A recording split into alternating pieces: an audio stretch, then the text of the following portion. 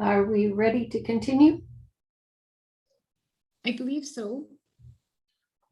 Okay, Yes. our next witness is Trent West, is that correct? That's correct. And Ms. Howes, Ms. Roberts, you can't see me. I'm in the room with Mr. West. This is Michael Swanberg from Reynolds Murph. Mr. West is appearing from our office in downtown Edmonton. And yes, we're ready to proceed with Mr. West. Thank you.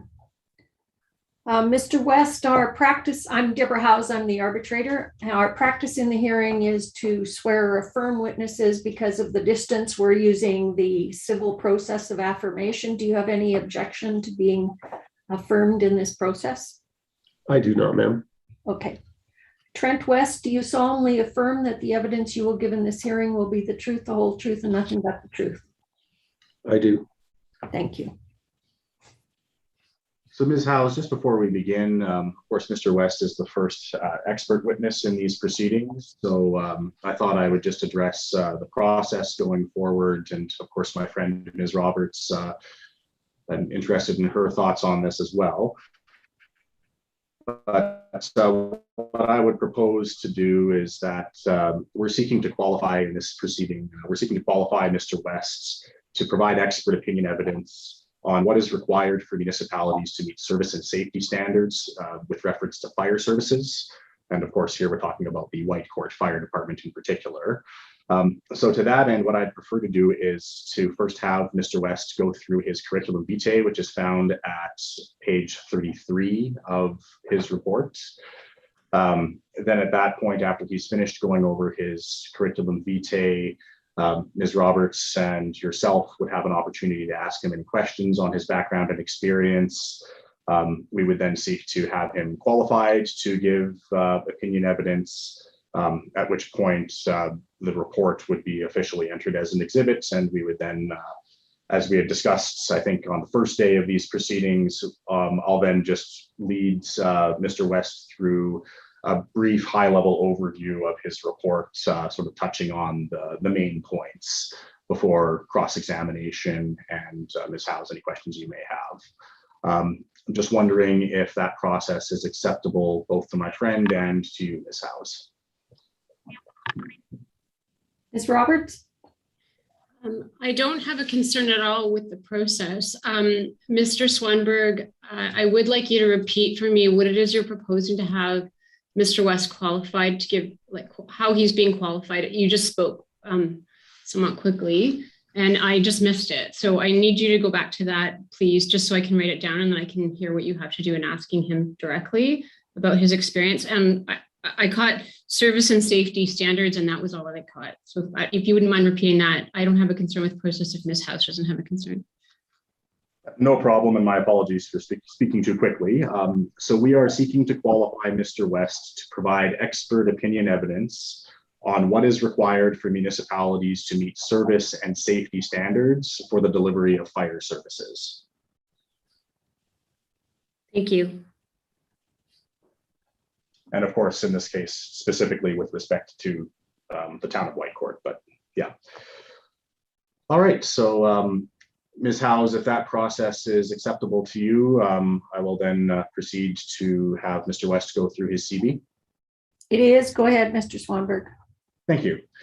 So Mr. West, I'd ask you to please turn to page 33 of the report. This is your curriculum vitae, is that correct? That is correct. Okay, so I'd ask you to please just provide a high-level overview of your background and your education and experience as you've described it in your CV. Okay. Good afternoon, everyone. Trent West. I am with Transitional Solutions. I have 33 years in the fire service, starting as a volunteer in the city of Leduc, working my way up to senior captain and training officer. From there, I moved to Banff as an executive officer, deputy fire chief of operations, responsible for everything in the department. From there, I moved to Cold Lake as the fire chief and director of emergency management, and then to Rocky View as the fire chief and county of Rocky View, MD of Rocky View while I was there. From there, I went to government.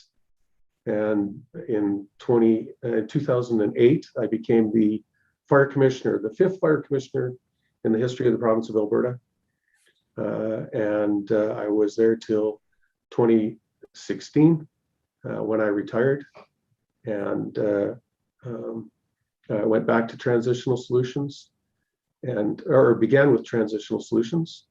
My last 4 years, with my contract ending in March, I was the fire chief and director of emergency management for the town of Strathmore. In my role as fire commissioner, I was also the board chair of the Canadian Council of Fire Marshals and Fire Commissioners. And as the board chair, the president of the CCF-MFC was the senior most fire person in Canada. Thank you, Mr. West. And in terms of your experience with working with municipalities on fire services, can you just go through in terms of work that you do with municipalities and with respect to the delivery of fire services? With TSI, I've been a part of a number of projects that we've done both in and outside of the province, doing fire service reviews and fire service master planning. Again, both urban and rural. And what do those reviews typically entail? What are you looking at? In a fire service master plan, it is everything about the fire department, including station locations, resources, equipment, training, documentation, service levels, agreements, currency of agreements, and making recommendations after those reviews, meeting with the public, meeting with stakeholders, meeting with council, and of course, administration in the municipality that we're serving. And how many of these service reviews have you conducted working with Transitional Solutions, Inc.? I've been part of a dozen for sure. All right. And are you familiar with the NFPA? The National Fire Protection Association standard? Absolutely, I am. As a fire commissioner, we were a delegated entity for the two certifying bodies that certify Firefighters International. And as a delegated entity, we were responsible for maintaining the testing banks for all of the standards that we were having firefighters request for certification. And what was your involvement in particular working with the certification standards for the NFPA? Besides the local provincial, we also did, as the Canadian Council of Fire Marshals and Fire Commissioners, we commented on individual standards as they became, as they came up for review. Each standard comes up for review every 5 years. Okay, and you were part of those reviews in terms of reviewing the NFPA standards? Myself and my deputy fire commissioner, we both participated and provided feedback. And then as a collective, the CCF-MFC would then provide our feedback to NFPA. Excellent. And this is going back a little bit further in your work history, but were you trained and are you trained under the NFPA standards yourself? Yeah, absolutely. Yeah, you can advance in a fire department based on experience and time served. You can't move from a fire department without the qualifications and credentials to follow you. Okay. So those are the questions I have for you, Mr. West. Thank you very much. So now I just ask that you listen. Ms. Roberts may have some questions for you as well. Ms. Howes may also have some questions for you pertaining to your experience and your credentials. Good afternoon, Mr. West. Thanks for coming today. My name is Sharon Roberts, and I just have a couple of questions for you. First, do you have any expertise with respect to firefighting at airports? I have, yes, Rocky View, our fire station, our new fire station when I moved there, was right adjacent to the Springbank Fire Airport, I should say. Okay. And are you certified to the NFPA standard with respect to that you recommend in your report with respect to the NFPA 1003 airport firefighter? I am not certified to that standard. I've trained in that standard. My training officers were, and they were the ones that made sure that the firefighters were trained to that standard. Okay. I have another question for you, which relates to Transitional Solutions, Inc., or I think you call it TSI, is that right? Correct. Okay. And what's your relationship to Transitional Solutions, Inc.? Meaning, are you an owner, director, employee, et cetera, shareholder? No, I'm an associate. So we're all associates with TSI, other than the president and vice president who are the owners. So what does it mean to be an associate? Are you like a contractor? That's correct. Yeah. My company contracts to them. Okay. Is this the only contract that Transitional Solutions Inc. has with the town of Whitecourt? Not that I'm not aware of that, whether they have another one or not. You don't know how much work they have done or are doing for the town? Only familiar since February. And that's with this. Okay, thank you. No further questions from me, Ms. House. I have no questions. Is there anything arising, Mr. Swanberg? I don't think so, no. So at this point, Ms. Howes, we would ask that Mr. West be recognized. Again, I'll just repeat, as giving evidence on what is required for municipalities to meet service and safety standards with respect to fire services. Any objections, Ms. Roberts? No, I understood that initially that was qualified to say in particular with respect to the town of Whitecourt. So are we taking that out now? No, yeah. So with respect to the town of Whitecourt. No concern with the qualification added. Then I'm satisfied and will recognize him as an expert to give opinion on what is required for municipalities to meet service and safety standards for delivery of fire services, particularly concerning the Whitecourt Fire Department. Thank you. And at this point, I think it would probably be a good opportunity to formally mark Mr. West's 33-page report as an exhibit. I think that's fine. Can we just also make sure that Ms. Antler has his report?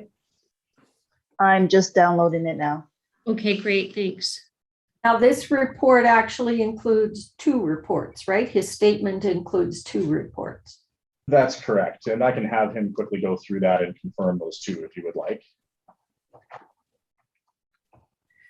Sorry, so just so that I'm Mr. Swanberg, you're putting in the report that is the combined set of both, not like the one that was put in as an expert report, not the statement that was put in the February report that was put in Mr. Timchishin's statement. Is that right?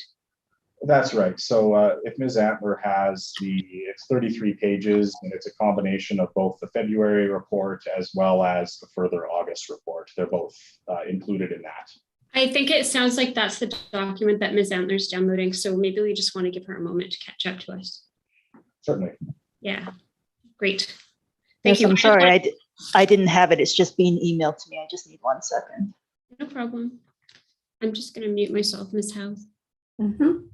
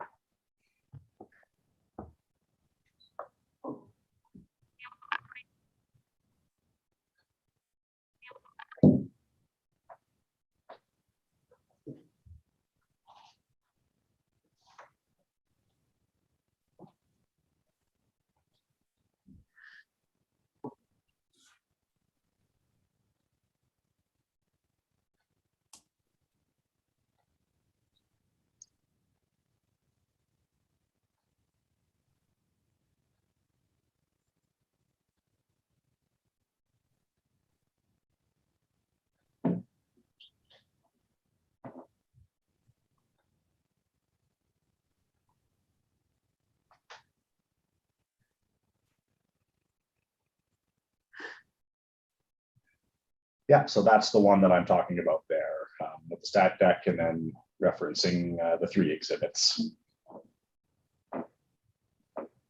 Any objection, Ms. Roberts? No, no objection.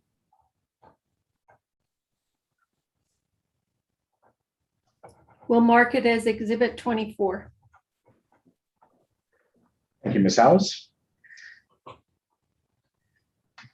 All right, so as we had discussed earlier, I will just briefly take Mr. West to provide a high-level overview of the reports that he has prepared. And actually, to that end, Ms. Antler, I'm sorry for moving you around, but could you just quickly put up page 83 of Doug Timshishin's evidence summary on fire on the screen?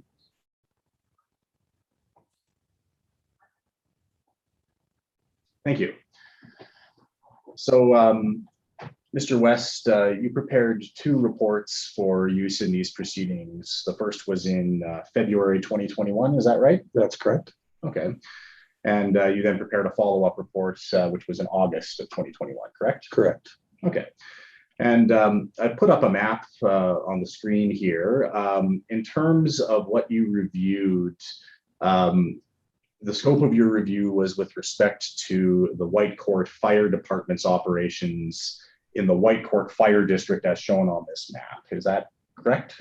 The urban and rural area in that district, that's correct. Okay, so you were looking specifically at the Whitecourt Fire District as we see here. That is correct. Okay, excellent. So what I'm going to do, Mr. West, is I'm just going to, we're not going to have to go through your entire report, but I'm just going to take you through, I'll call it the high points. But before we do, with respect to your February 2021 report, what was the purpose of that report? I was provided documents and information by Doug from the town of Whitecourt and asked to provide a report on a high-level overview of the fire department and all the material that they have as far as documentation, training, response, bylaws, and the like. And when you say fire department, we're talking again about the Whitecourt Fire Department. Whitecourt Fire Department, that's correct. Okay. So first, I'll ask you to turn to, this is page 5. And on this page, you'll see about just over halfway down the page, there is a section on training. I just ask that you provide a high-level overview of your observations and conclusions with respect to training as communicated in this report. So based on the material that I was provided, I reviewed and concluded that the Whitecourt Fire Department was training in a number of areas that were identified to be necessary based on their service level documentation and approved by council. Throughout the materials, I spoke about, or I reviewed their documentation and their programming for maintaining that documentation met some of the reasonable standards that a fire department would have as far as scheduling, planning, tracking, and training, and delivering of training. Okay, and were there any areas of training that you felt were deficient or could have been improved? I did identify a couple areas that of concern to me based on what I read in the agreement and the agreements between the county and the town and the Whitecourt Fire District response area. Areas that of concern that were things that they would respond to outside of the urban area, such as the airport and the industrial park. Okay, and maybe just spend a little bit of time going through those. You mentioned that you had some concerns about the airports, and what were those? Well, you know, the airport is unique into itself.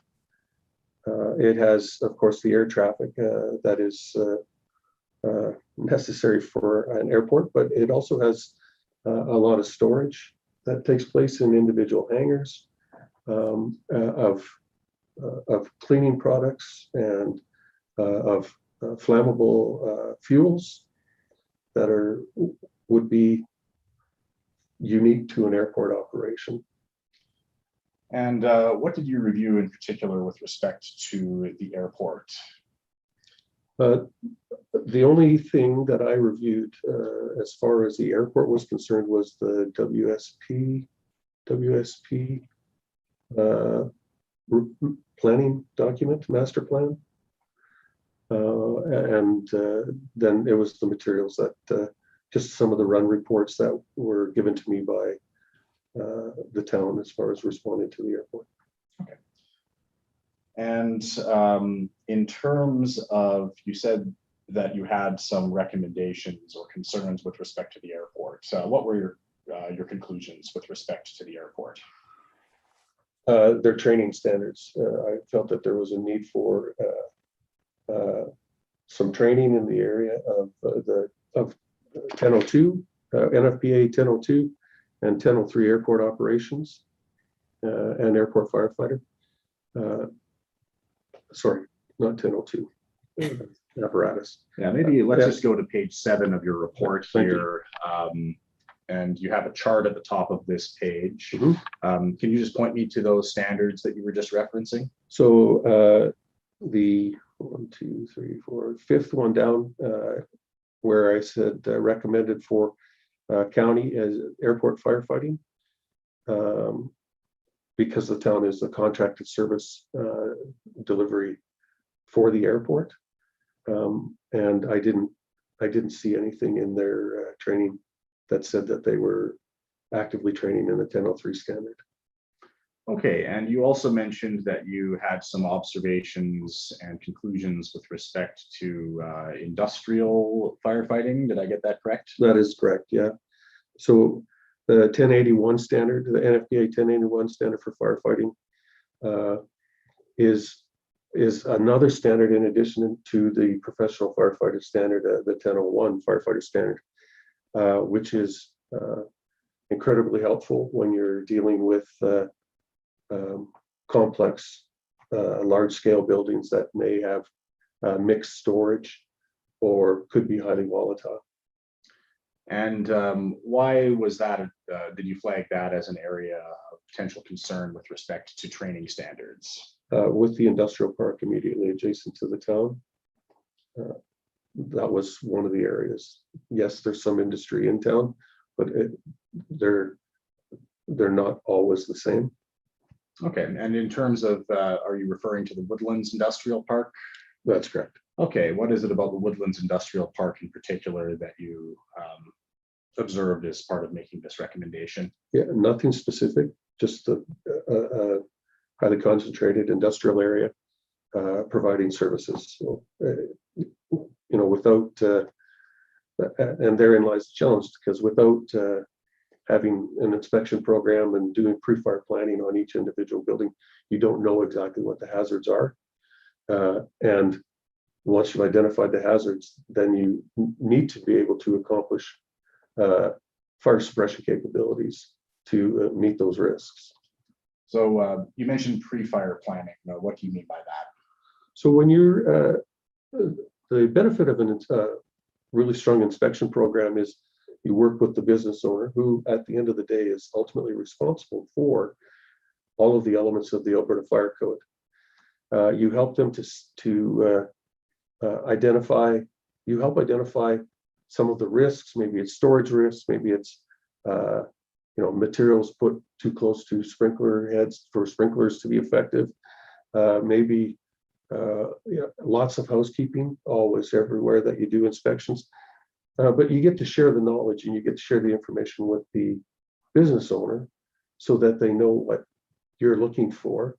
While you're doing that, you're also identifying where storage locations of potentially high hazard materials, chemicals, whatever are, so that when you do your pre-fire planning, you draw your map of the building, you identify where everything is, and you know the risk and hazard as you're going into that building and responding to an emergency. Okay, and in terms of your observations on the Woodlands Industrial Park, what were your observations with respect to pre-fire planning there? I'm not aware that there is any pre-fire planning that's taken place there. Okay. So I'll then take you through to, again, or actually just before we leave this chart, in the middle column, it says recommended for, and then you list either town or county or town and county in some instances here. What are you referring to in this column? So my reference in here is, again, going back to the map and talking only about the town and the rural response area that's identified as the Whitecourt district. These skills would be required for a response in the town and the county, where I've stated those things. Where I've only referred to the county, it's because the town doesn't have its own airport, or I would say the town and the county in that instance.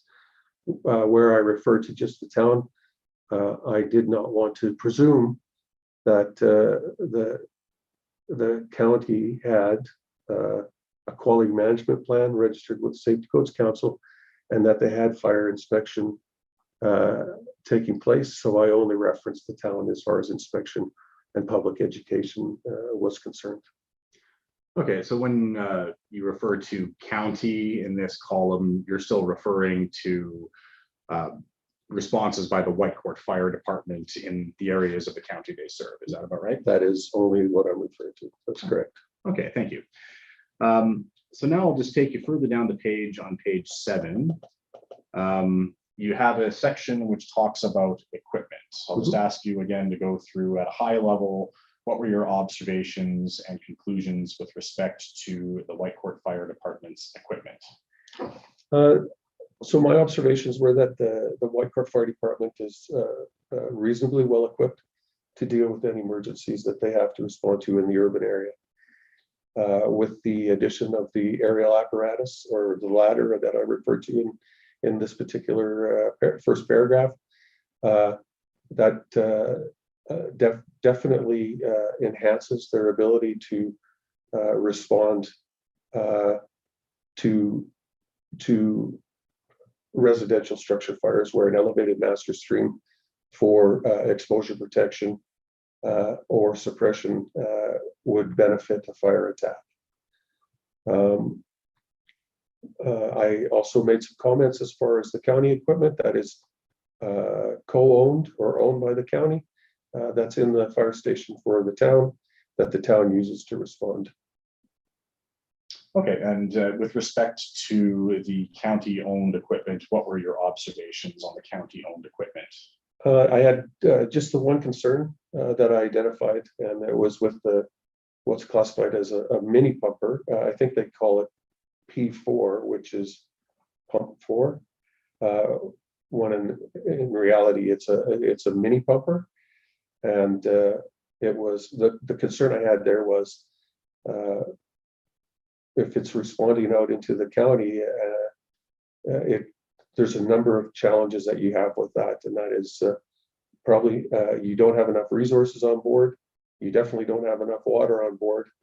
You don't have sufficient pumping capability to be able to actually start to put out a seeded fire. You've got enough to maybe address an exposure, a building or a car or fences that might be immediately adjacent to the fire, but you're out of water in a very short period of time.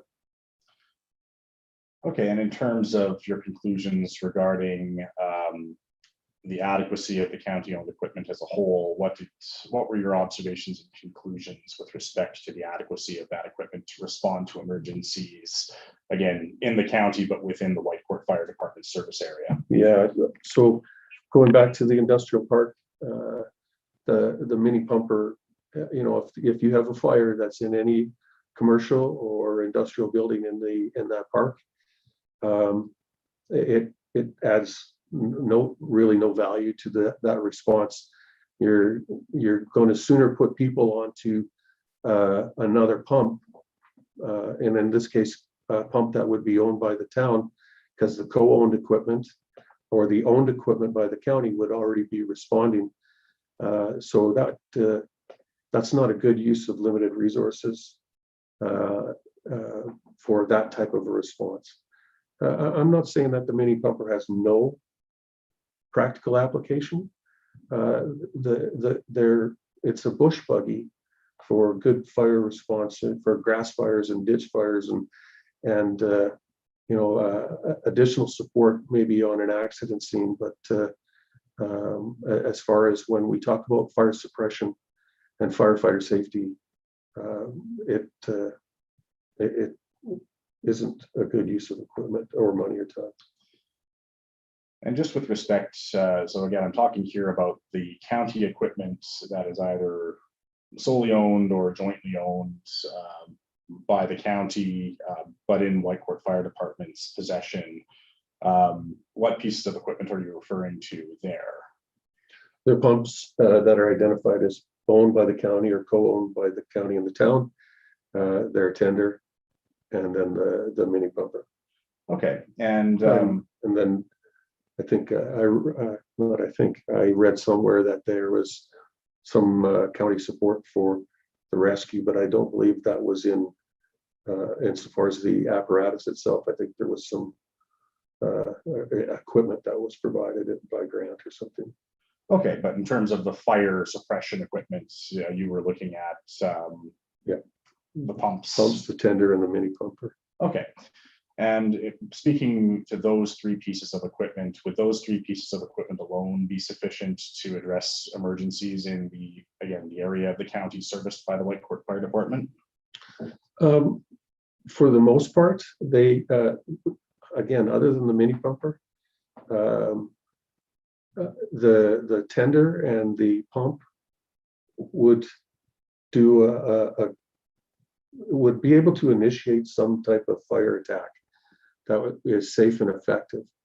But when you get into the county, you've got you have water supply issues, so more tenders would be coming from somewhere else. And when you talk about structural firefighting, especially like an acreage or an acreage in multiple buildings, or you're going to need more than one pump on scene to be able to address all of the issues that might come about from that type of a response. Okay, thank you very much, Mr. West. There's just one last section in this report that I'll ask you to provide an overview on. If you could just turn to page 9. And on this page, starting at the top, you have a section talking about service levels. And again, if you could just provide a high-level overview of what your observations and conclusions were with respect to service levels. So I thought that in my review, I made sure, first off, that there was a council policy that identified service levels. I checked for the fire service bylaw. So I checked the necessary documentation for the fire department.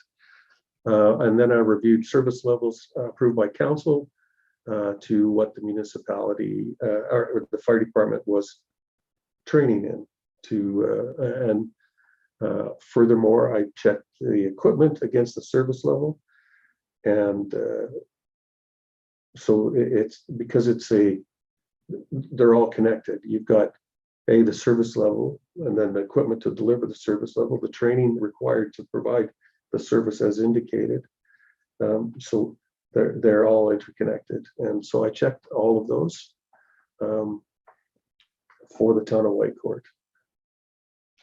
All right, and what were your observations and conclusions with respect to service levels? Service levels and training, well, training equipment to achieve the service levels identified by council, I felt were adequate. Okay. They met the expectations. Thank you. And I won't have you go through it in any detail, but if you could just turn to Exhibit B of your report, which starts at page 12. Yes.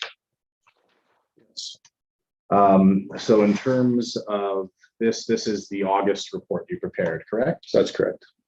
And what were you reviewing for the August report? I was asked to review and respond to the comments of Mr. Franks and Mr. Webb. Okay, so those were the evidence summaries provided by those two individuals for this arbitration? That's correct. Okay, and your report provides your comments with respect to things that they said in their report? That's correct, yes. Okay. So those are all of the questions that I have for Mr. West. So Mr. West, once again, I'll ask you to first answer any questions that my friend Ms. Roberts may have for you. And then following that, Ms. Howes may also have some further questions for you. Sure.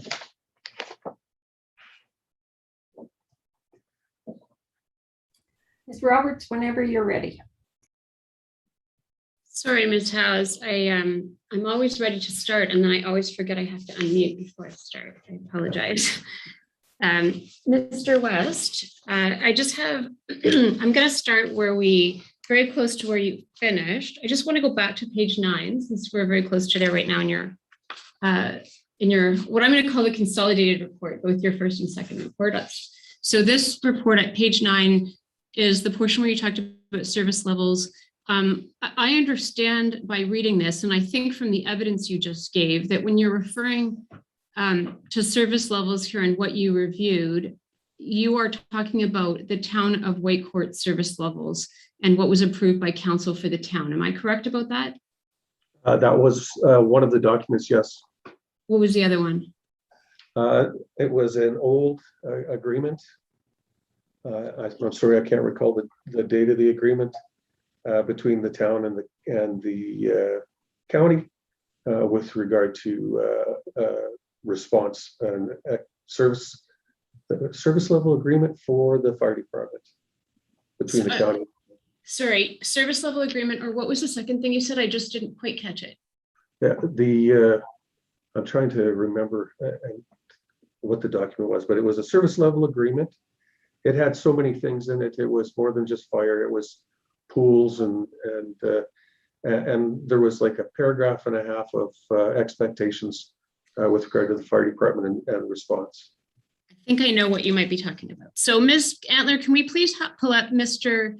Frank's general evidence statement from June 30? And specifically, we're looking at the cost share agreement. It's tab 2. I think it's around page 20. 1 second.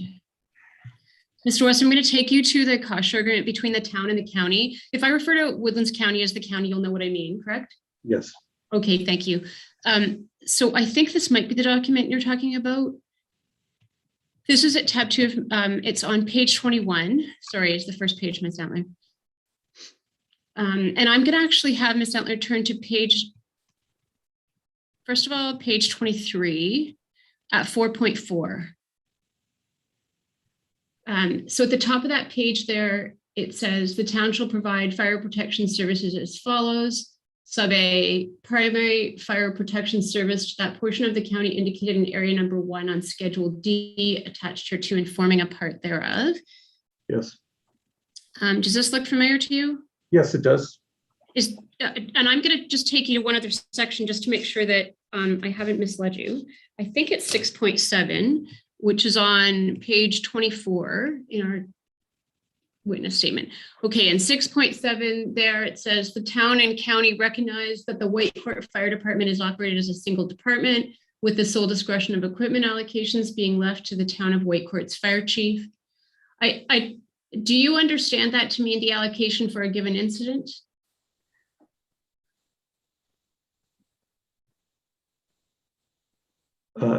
Yes, Okay. for any given incident. Right. So it's meaning if there's a fire and there's a call out, the fire chief gets to decide what equipment goes out. Absolutely, yes. Based on a number of factors, but yes, it's the senior officer would make that determination. Okay. And then it says each municipality shall be responsible, however, to ensure that adequate fire suppression apparatus are purchased to meet the firefighting needs for each respective municipality. It goes on to say the jointly purchased pumper P1, along with the county-owned mini pumper P4 that you were referring to earlier, and the county-owned tanker T202 is recognized, I suppose it should be are recognized, as providing the county's pumper requirements for the extent of their useful life. You see that? Yes, That's not your opinion, correct? that is not my opinion. That's correct. Right, but this was the parties' agreement. You understand that, correct? I do. Okay.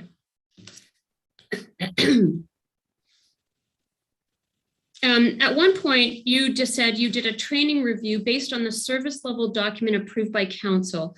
I take it again, that service level review and the document approved by council would have been the town council? That's correct. Okay.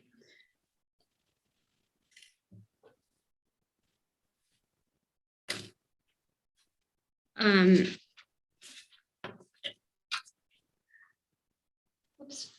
Can I just go back to something I asked you earlier, please, about your training with respect to airport firefighting? You said you're not trained to this, you were trained to the standard, but you didn't have a designation. I didn't quite understand the distinction, but I didn't want to make an issue of it when you're being qualified, sir. So I just want you to help me understand what the difference is.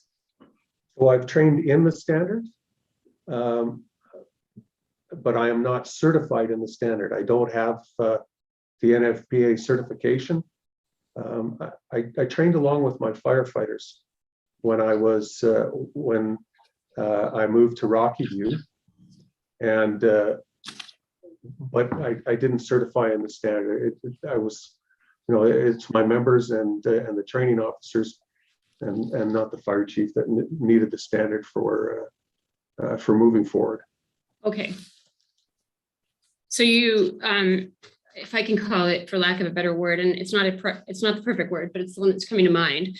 You shadowed along with your firefighters, so you kind of know what the training's all about, but you didn't actually complete all the training and then get your certification. Is that right? Completed all the training, did not apply for the certification. Were you fighting fires without that certification at an airport? No, I was the fire chief. If I'm in a fire truck, I'm in the wrong place. That's what the firefighters and the officers are for.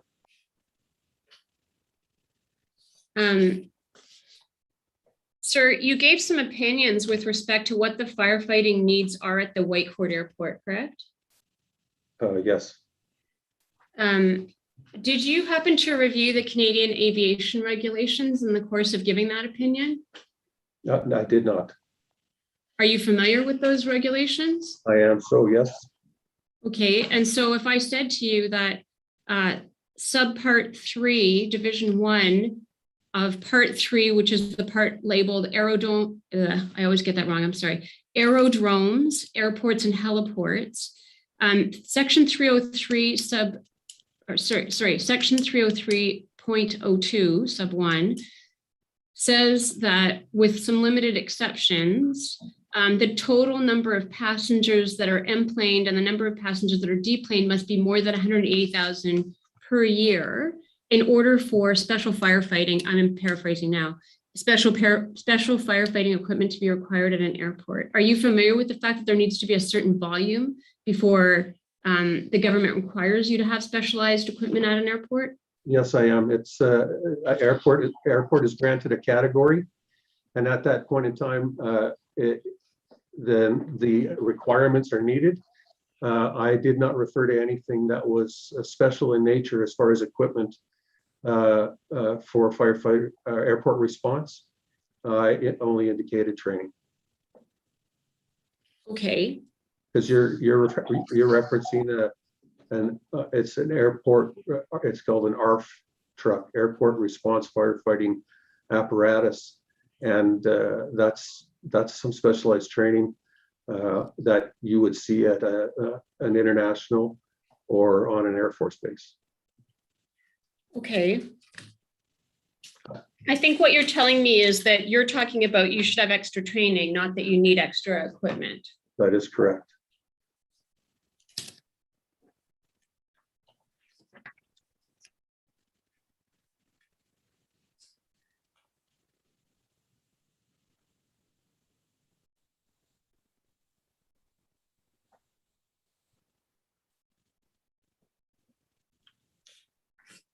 Yeah. That equipment is expensive. Okay, and are you aware that other airports in Alberta do not have firefighting forces with an FPA 1003 airport firefighter training? I'm not aware. No, Have you made any inquiries? no, I haven't. So you don't know one way or the other? No, I don't. Fair enough. Okay. You would agree with me that if I think from what I understand, how I understand your evidence, especially in the what I'll call the consolidated report that has both your initial opinion and then your comments on some other people's statements from the county. You'd agree with me that if a given fire department is attending a fire outside of its own fire district or service area, that what I'll call the visiting fire department ought to be following the service levels that have been set by the municipal council in the area they're visiting. Am I correct? That would be a reasonable expectation, yes. I take it from some of the other comments you've made. I think you've noted that any firefighter would recognize that the service levels in the county and the town aren't the same. I know I'm paraphrasing, but is that a fair assessment? I'm sorry, can you say that again? Any trained firefighter would know the difference, that there were different service levels for the county and the count and the town. County and the town. I can't speak English today. I'm really sorry. Let me try that one more time. What I'm saying is, I think you say that the service levels, of course, are different. Can we agree on that between town and county? Yes. And you'd said, again, I'm going to paraphrase, but you're saying any trained firefighter would recognize that. I wouldn't say that. Okay. An officer or an executive officer might know that and respond accordingly. A firefighter is too general of a term for me.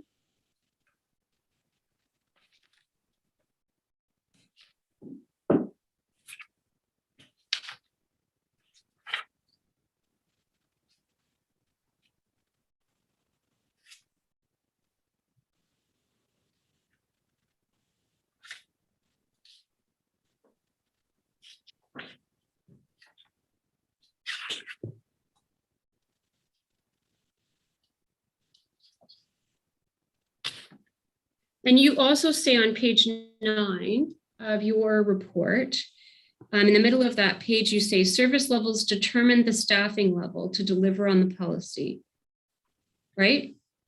That's correct. You also say it dictates the equipment required to meet those expectations, correct? That's correct. And you would agree with me that these municipalities, the town and the county, are autonomous. They're independent agencies, right? 100%.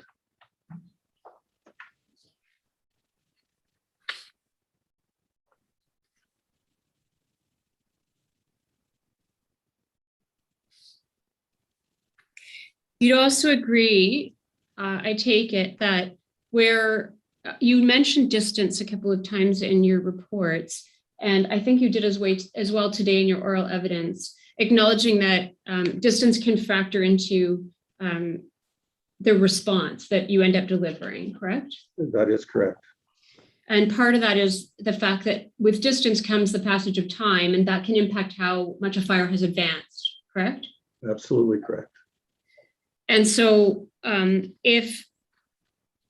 I correct that after a certain amount of time has passed, I'm going to use 20 minutes. You can correct me if that's not the right number, but I'm just going to use that just for example's sake. So if we require more than 20 minutes time to travel to the location of a fire after a call is made about a fire, is it fair to say that the response is much more likely to be defensive than aggressive to that fire?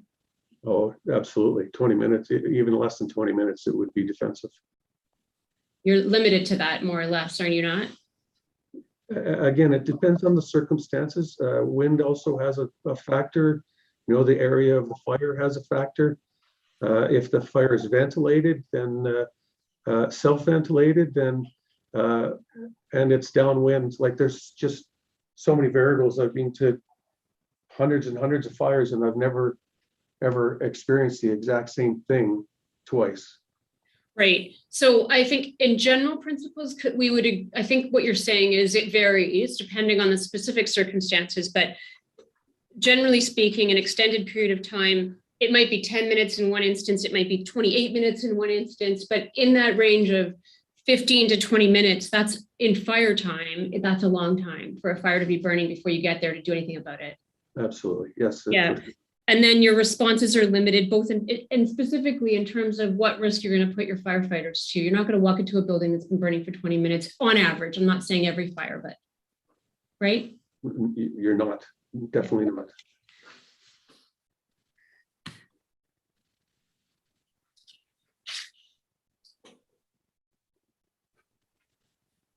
And I think we can probably also agree, since I realize that most of your experience, if not all of it, is in Alberta, that travel times can vary even for the same distance or travel route seasonally, correct?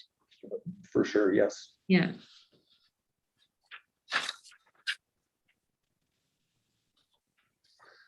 And there's a number of factors that influence travel time that are out of your control. Trains in rural areas are one of the big factors. In the south, there's a number of factors that you just can't plan or deal with. You just respond to. Okay, and would you agree with me that on average at this day and age, 2 hours of training a week for firefighters that are volunteer firefighters, so I'm not saying the paid staff, but the volunteers, is a bare minimum? I would like to say that, although I know that there's a number of smaller departments that do only go twice a month because of the circumstances around their volunteers. Your training weekly is skills maintenance. It's not training in a standard. You're training to maintain your skills that you've already learned on Tuesday or Wednesday or Thursday night, whatever night you're there. So you're donning and doffing breathing apparatus, you're handling ladders, you're handling hose lines, charge hose lines, you're operating pumps. But those are skills that you've already learned that you're just maintaining for your muscle memory. They're not certified training would be in addition to. Right. So we're talking about 2 hours a week after it's essentially maintaining a competency, correct? That's correct. Okay. And so we're not talking about becoming qualified or certified. We're talking about once you're already there, what we do to maintain that level of competency. If you're already there, then yes, I agree with that. Okay. So then we'd say 2 hours is sort of what we would or we should expect ideally. It's not exceptional. It is probably about the minimum standard. It's probably the standard for most fire departments that aren't combined. When I say combined, I mean career and paid on-call volunteers. Right. Is NFPA training the only acceptable means of achieving competency in fire service delivery? Yes, internationally, yes. There's other training, but it's supplemental or it's for recruit and retention purposes. NFPA is the only internationally recognized standard throughout the world. Are you aware of any minimum legislated standard of fire service delivery for rural municipalities in Alberta? Not in Alberta, there is none.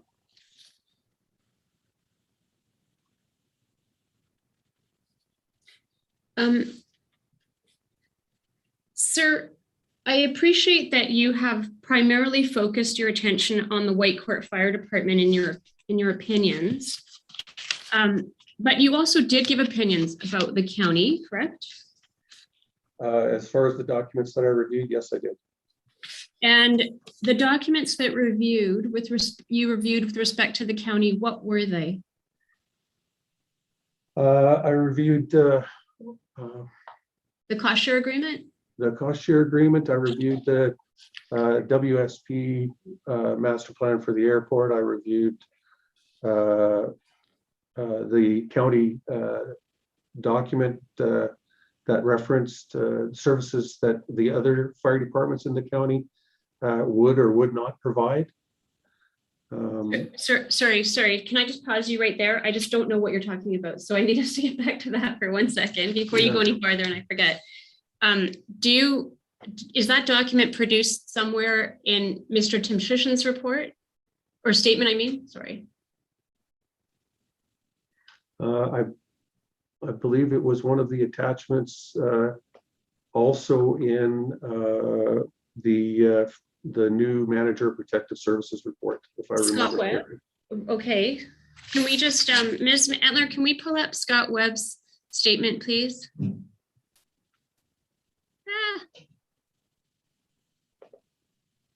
Sorry, I just need to grab a copy of that too, Mr. West. I wasn't anticipating that, so I didn't have it open. I'm just going to go grab it. I almost accidentally turned off my Zoom, so I'm just going to be a little more careful.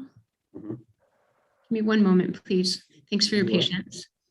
So Ms. Roberts, I just pulled up tab 3 of Mr. Webb's statement, which is at page 11. And I think that might be the document that we're referring to here. Okay. Tab 3, did you say, Mr. Swinberg? That's correct, at page 11 of Mr. Webb's report.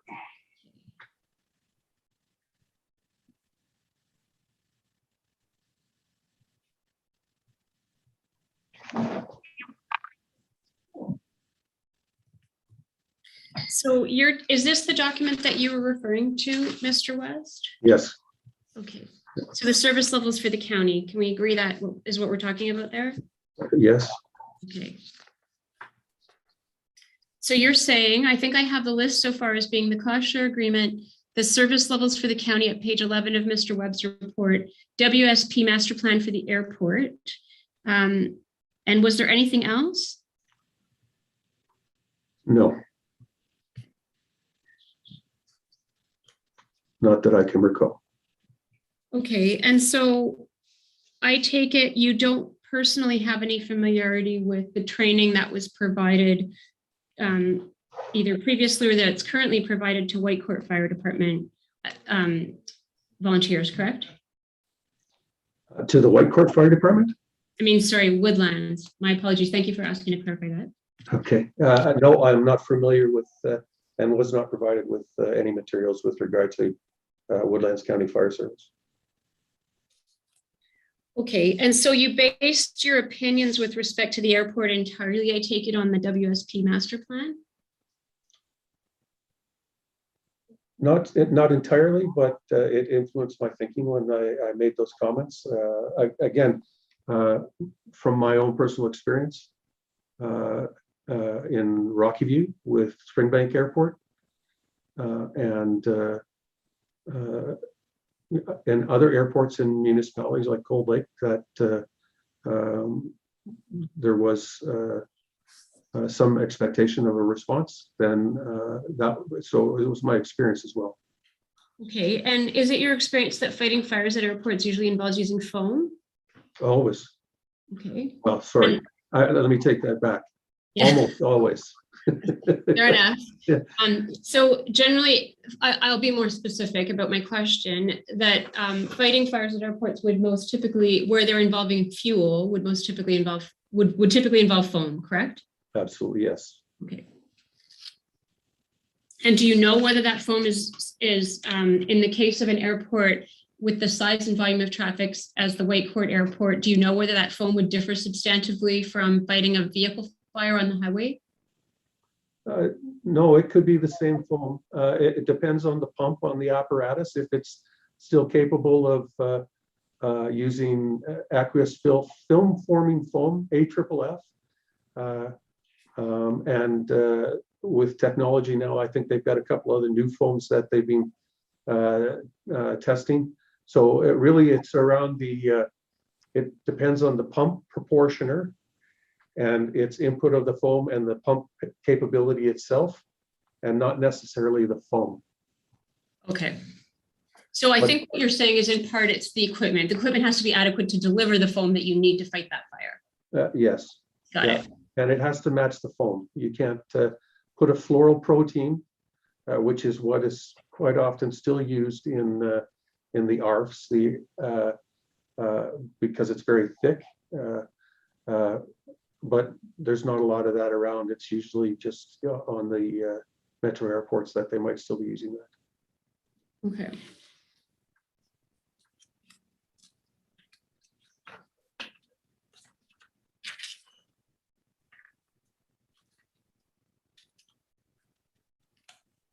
Did you have occasion to review the entirety of Mr. Timtishin's witness statement?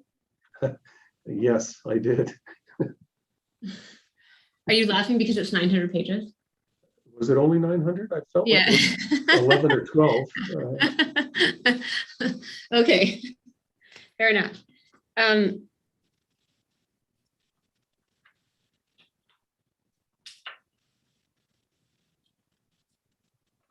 Were you consulted about any of the opinions that Mr. Timtishin expressed about firefighting in that report, in that statement? In which statement? Oh, sorry, in his witness statement, in the body part of it, not the like all of the attachments. No, I was not. Okay. Other than my attached report in his documents in my CV, I was not involved in Mr. Timtishin's response. Okay, thank you.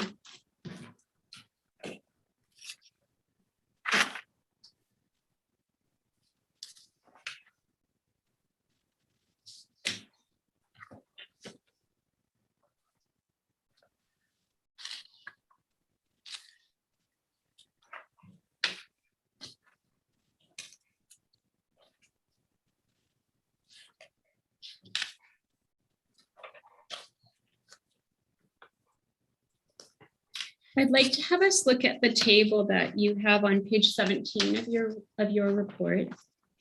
You stand there. You can. Okay.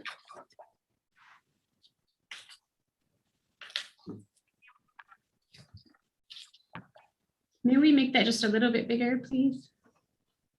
That'd be better. Thank you.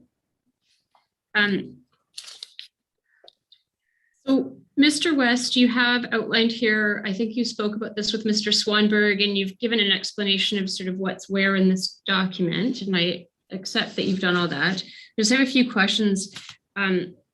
With respect to a question that I asked you earlier about service level differences between the county and the town, I take it that in providing this standard response, the NFPA standards, what you put in this table in terms of your recommendation, I understand that the purpose for which you put this together was to address both safety standards from a firefighting perspective, but also I see your references to occupational health and safety. So you were looking at it from the safety perspective of the workers involved, whether they're volunteers or paid, correct? That is correct. Okay.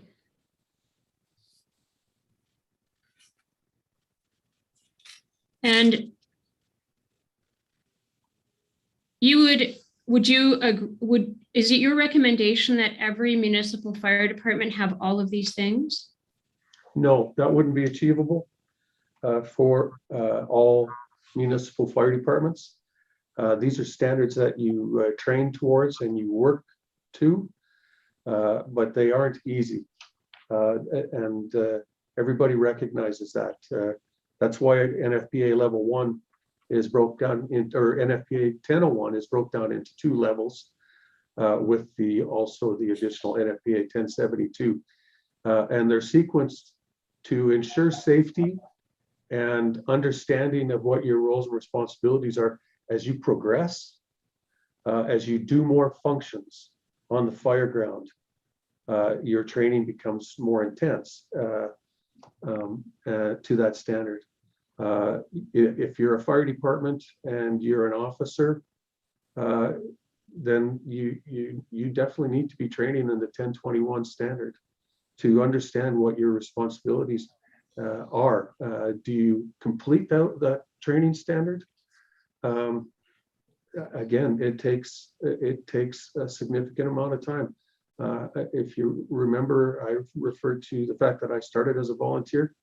It took me 5 years at 4 weeks a year. Fortunately, I had a great employer that gave us an extra week a year to go to the fire training ground in Vermilion, and some training in-house before I was able to achieve those standards, or the NFPA standards.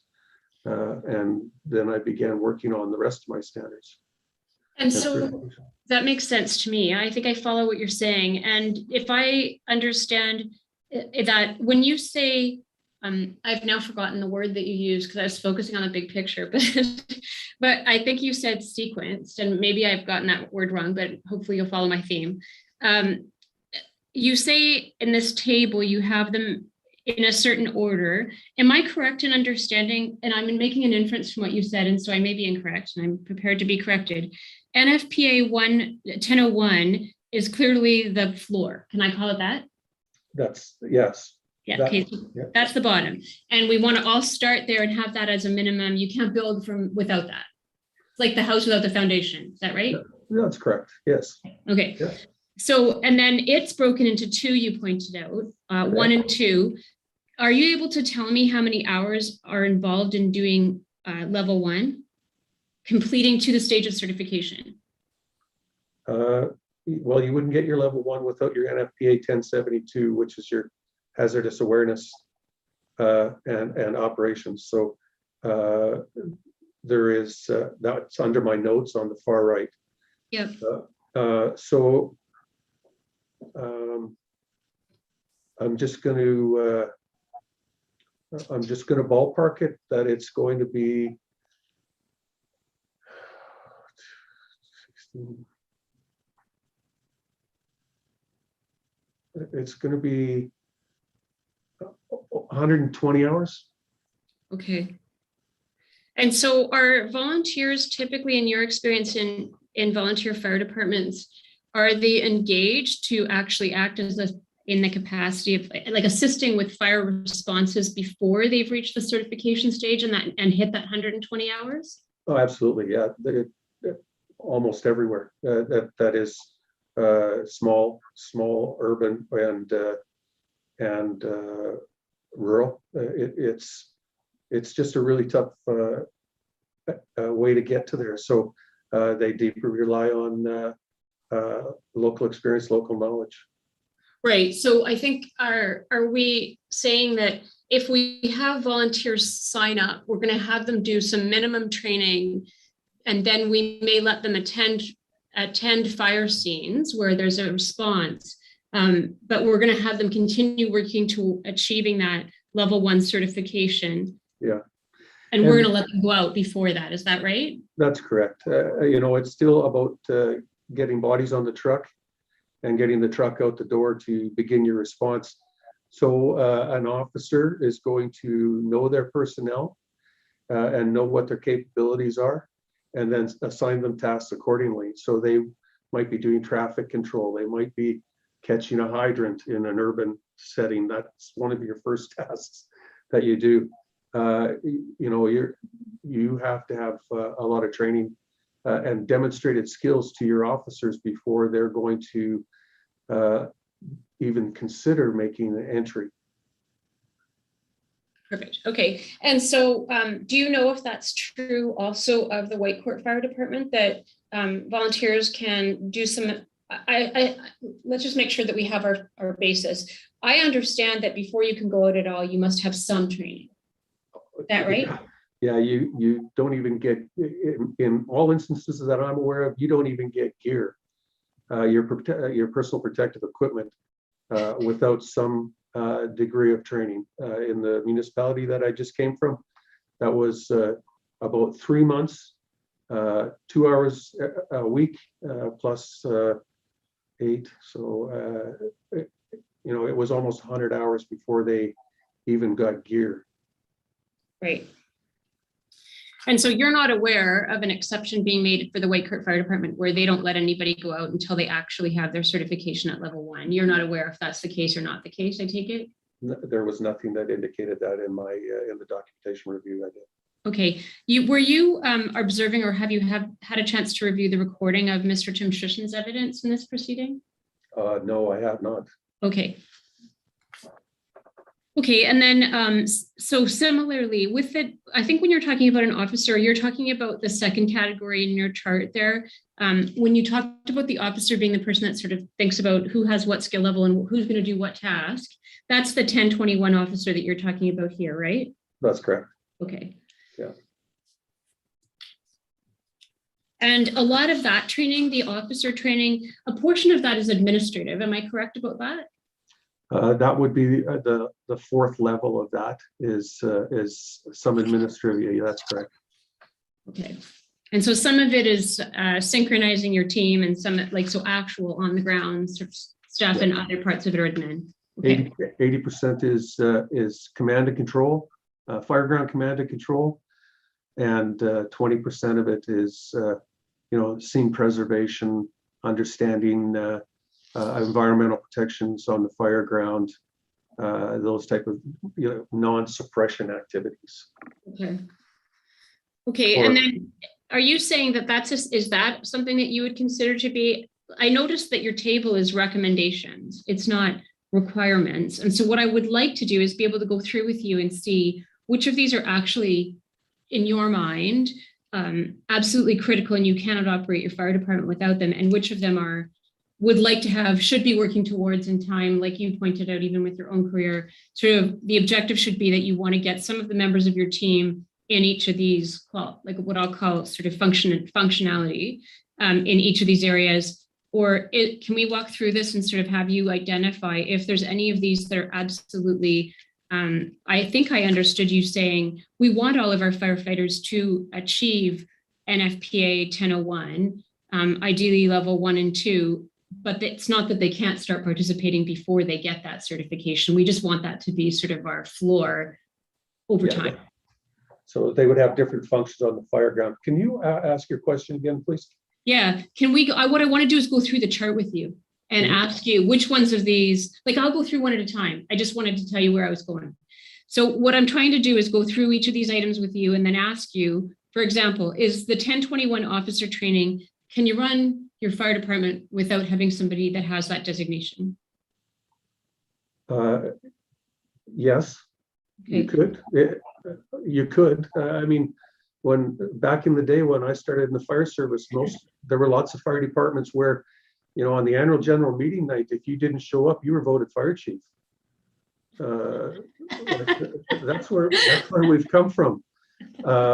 And unfortunately in Alberta is the only province and territory in the Dominion of Canada that does not have fire service legislation, the only provincial or territorial body. All others have it. And while I was fire commissioner, I spent my entire career trying to convince government that we needed to get back to that fire legislation that we had up until 1995, when we lost it because the Safety Codes Act repealed the Fire Prevention Act. So NFPA is the standard that is certified in the province of Alberta. It's the only thing that's tested too in the province of Alberta, and it's the only one that's internationally recognized. Is it a requirement? Your service levels determine whether it should be a requirement or not. Your equipment and then of course your service levels, your equipment, your training are all together. And I think you would agree with me that if we do not have skills in a given area, like let's, for example, talk about wildland firefighting, if we aren't trained, even if we don't yet have our designation, but we do not have a competency in wildland firefighting, we should not be doing that. Is that right? I agree. I agree. Okay, let me ask you a little bit about wildland firefighting.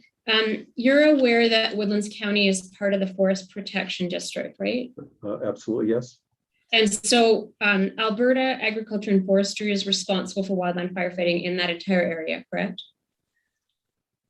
Yes, they have a responsibility, that's for sure, as does any MD or county in the forest protection area, as stated in the Forest Protection Act. Okay. Forest Protection Act says only that they must fight fire. It doesn't say that they have to have the equipment or the ability to do it. That's why there's fire control plans that everybody has, Right. whether you're a municipal or county, urban, in the forest protection area, and many urbans outside the forest protection area in the running prairie fire area have fire control plans with forestry. Is there a reason that you only have the county down for wildland firefighting? There are, for example, forest and trees within the town boundaries, right?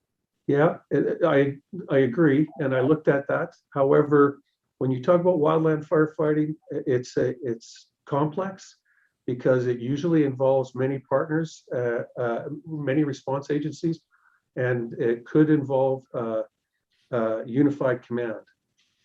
In the town where you have treat areas, they're training in a wildland urban interface firefighter training. That isn't a standard as of yet. However, they also have, in most, if not all cases, that urban infrastructure, that water supply to support their firefighting efforts where you do not have that. In the forested area, you have what you're bringing based on your command posts and that are set up, as well as your aerial attack.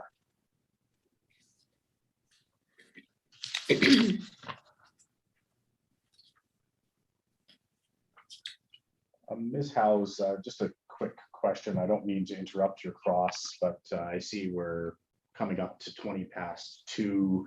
I'm just wondering if anyone needs a break or what timing is looking like. Ms. Roberts, is this a good time to take a break? We can. Why don't we take 10 minutes? Thank you.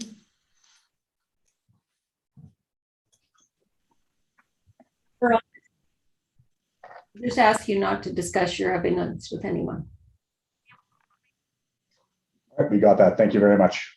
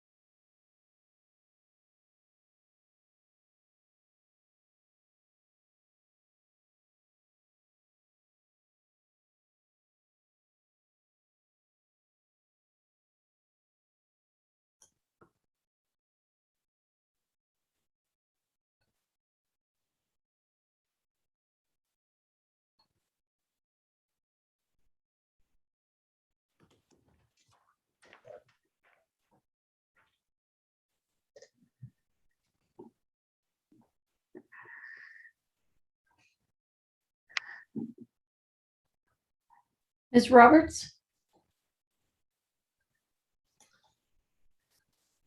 Ms. Roberts, just before you begin again, I just have one quick thing to advise of. Mr. West mentioned to me before we started today, tragically, a very good friend of his passed away over the weekend. And his friend's funeral is scheduled for this Friday. So ideally, if it's okay with everyone, and especially in light if we had a bit of a bigger break this afternoon, if we are required to go past 3 today, we prefer to get through Mr. West's evidence just so that he doesn't have to come back on Friday, if that's acceptable. So on my own behalf, Mr. West, I'm very sorry. I'm perfectly agreeable with that, Ms. House. I think that's a really reasonable request. I don't know that we're going to go past 3, but if we do, I don't think it'll be very much in any event. Mr. West, yes, condolences, and we will, that's the way we'll approach it. So thank you, counsel. Thank Thank you. you. Okay, so Mr. West, I'm just going to go back to that table that we have on the screen there in front of us on page 17 of your report. I'm just going to ask a couple questions about some of these categories to sort of ask you this question of, I realize we don't have an overarching requirement legislatively, which I think is what you were talking about before we broke.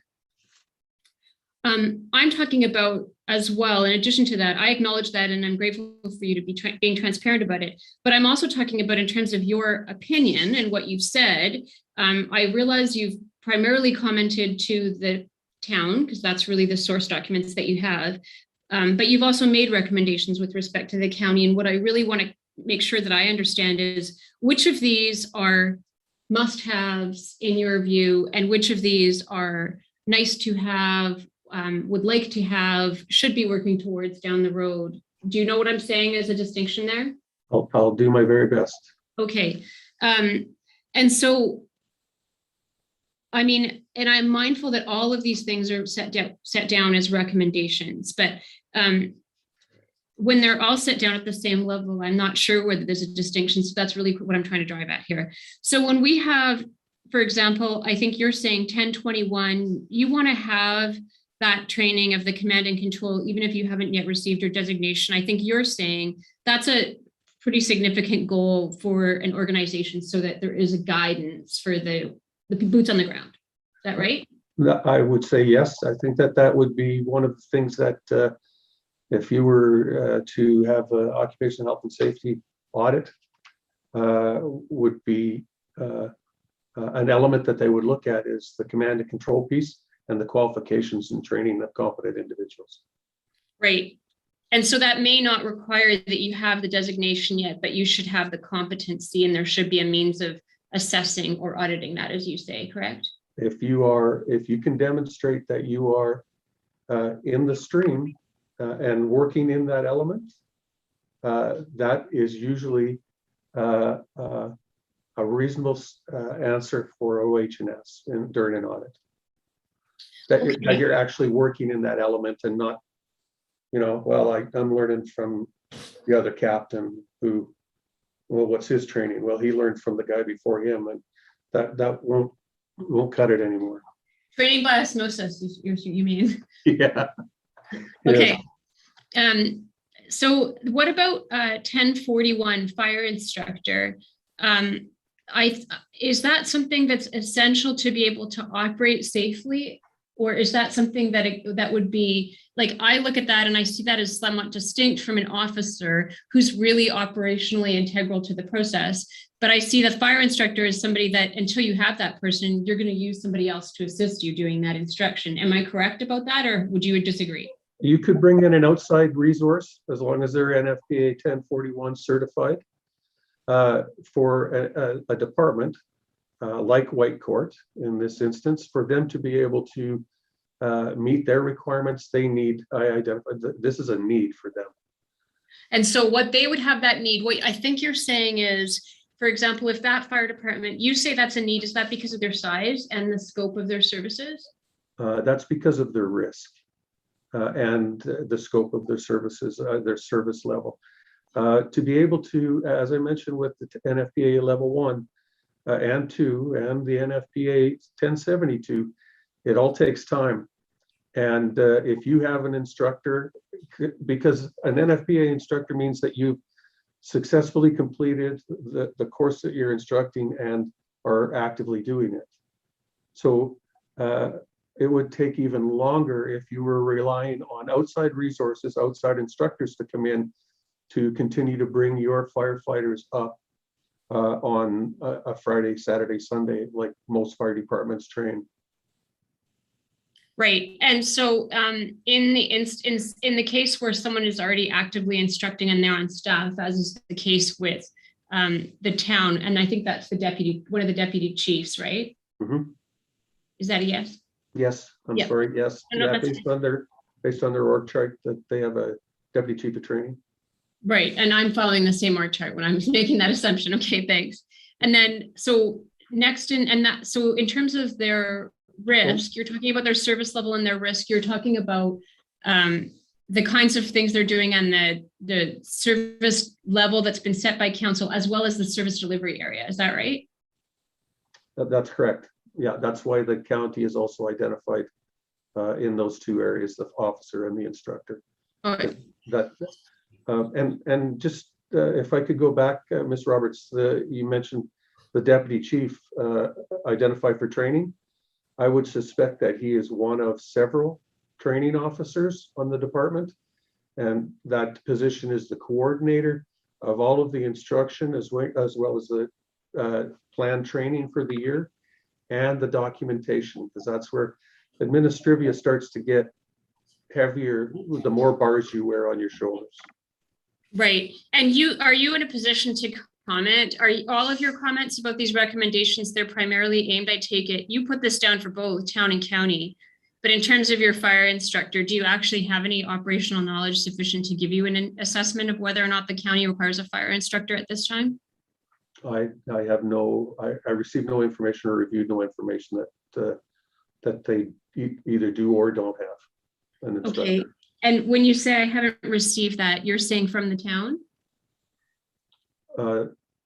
Yes. You haven't received from the town information about those particulars from the county? Yeah. My review was not in any way about anything in the county. And you didn't make any inquiries with the county, right? None, no. Okay. Ms. Roberts, could I just interrupt for a moment? I have an Ian Fox in the waiting room. I understand he's supposed to be observing. Yep. So Mr. Fox is also involved in fire safety. He was our advising individual. He just wasn't able to get in earlier. Ms. Howes, I would be grateful if we could give him permission to observe. He's not going to participate.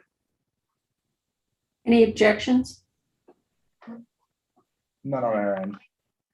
Thank you. Yes, he can come in. So in terms of some of these other standards that you have here, for example, the airport firefighter standard, can I ask just a really, what may be a dumb question, but that when I see 1001, 1002, does that actually indicate like an order in which you should be climbing the ladder, or is it irrelevant? It does, because your firefighter qualifications, and then after you're a good firefighter with lots of experience, typically your next move is to operating the apparatus while you're working on your officer element, so that you can move from the operator to the officer side of the truck. So it's laid out that way, where other than 1003, if you don't have an airport that you're going to, well, then you skip right over that element. Okay, and so airport firefighter, when we're talking about the must have, can't live without it, versus aspirational goal to have down the road, so recommendation more for, you guys should have this because you have an airport. Where are you at on this? What's your opinion on that? I think that there's, well, it's hard to push me off of not being a must-have. It's something that needs to be worked towards and eventually achieved, just based on the complexity and the risk elements that are part of an airport operation, not just the aircraft. Can I ask a question of you then? When we were talking about foam delivery earlier, and we were saying it's more about the foam and making sure that it is the proper foam for the purpose, not so much about necessarily having different equipment, that depends. Is it true that one could have an inline eductor hooked up to a regular pump truck, and as long as you had the materials to make the appropriate foam and you had a foam nozzle, that also would work to fight fires of that nature? Absolutely. Yeah, for sure. Inline eductor would definitely work. It makes your vehicle very stationary. You have to break down and stop before you can move at all, where compressed air foam system and a pump and roll capability allows the apparatus to move around the elements of a fire. But yes, you're absolutely correct. Okay. And then in terms of your sensitivity to the airport firefighter requirement in this particular instance, when you said that you landed in that place, that's my words, but you got to that opinion from reading the WSP master plan. And you also made some comments to Mr. Swanberg about the industrial park, which I think is the Woodlands Business Park. I think that we're talking about the same thing. It's just being given different names in this arbitration. I think it's all the same place. When you're talking about the industrial park, you are talking about that business area that is adjacent to the airport, right? Yes. Okay. And what is it specifically in the WSP master plan about the airport that led you to the view that there needs to be this level of expertise, this airport firefighter designation? Well, the report itself and the active operation of an airport, it leads me to say that you should be training towards that 1003 airport firefighter designation. The combination doesn't, eliminate the industrial park from the conversation, and I still think that you should be training towards your 1003 airport firefighter for now and into the future. I mean, I'm not going to get into, we're talking about fire and not economic development, but it's the number 10 airport in the province, and the potential for a significant economic driver for the region, which means more, which when you add more, just like when you add more cars on the road, you add more risk, and risk needs to be mitigated. Okay, thank you. And then I think with respect to, sorry, I had a question about your comment about the industrial park, and now it's just get my attention. Sorry. So in terms of the number 10 airport in the province, where did you get that information? That was in the county's open for business report. Yep, got it. Thank you. Okay. And so there you're saying with respect to airport firefighter, county or town, in the sense that is within it's the Whitecourt Fire District service area, someone should be working towards that, right? Correct. And then technical rescue, that's rope work, am I right? 1006? No, technical rescue is a number of elements. Okay. Rope is in there. Vehicle extrication is now in there. That changed several years ago and came out of the NFPA 1001 curriculum. And so vehicle extrication is in technical rescue. So that specifically, but then all of the rope rescue elements, as well as swift water, still water, and ice. Am I correct in understanding that is a fairly intensive level of training? Oh my goodness, yes. Okay. And very expensive. The rope stuff for sure.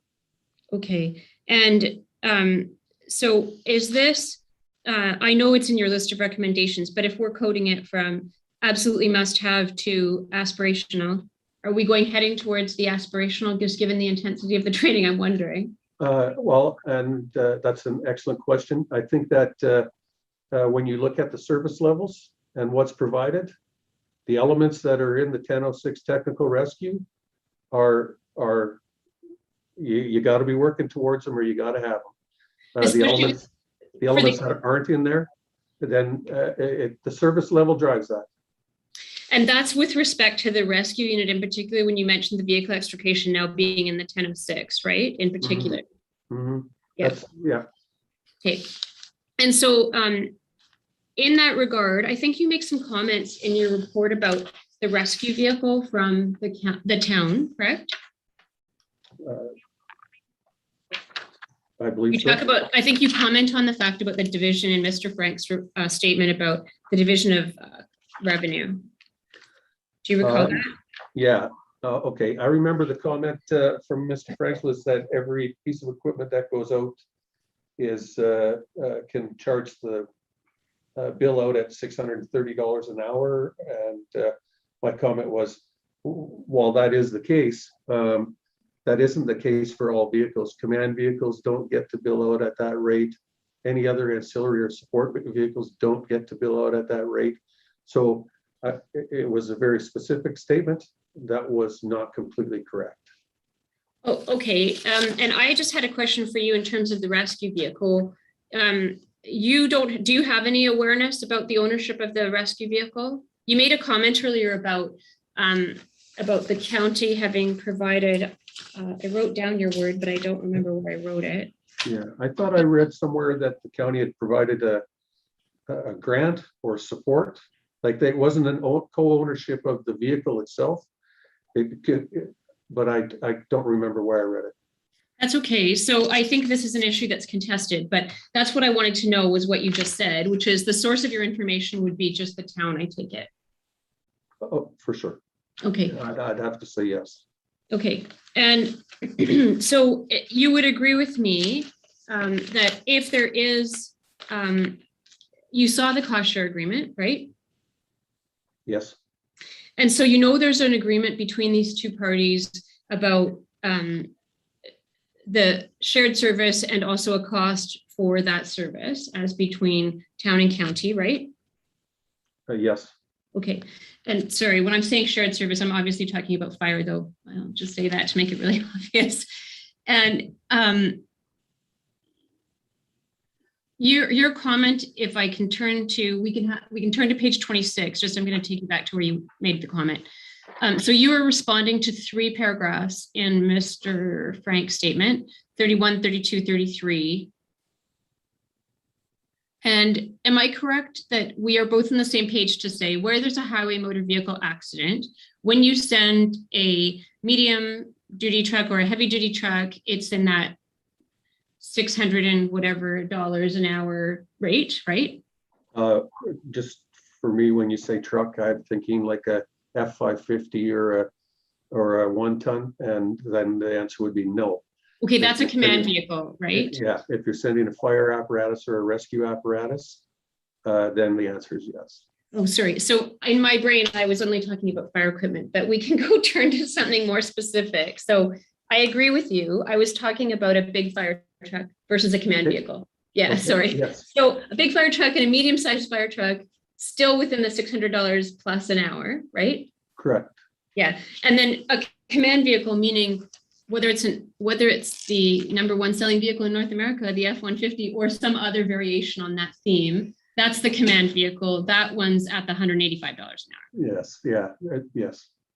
Okay, and so I think that you're only commenting on saying, you right here in your comment, the description does not explain if the county benefits by an overall reduction in operating expense.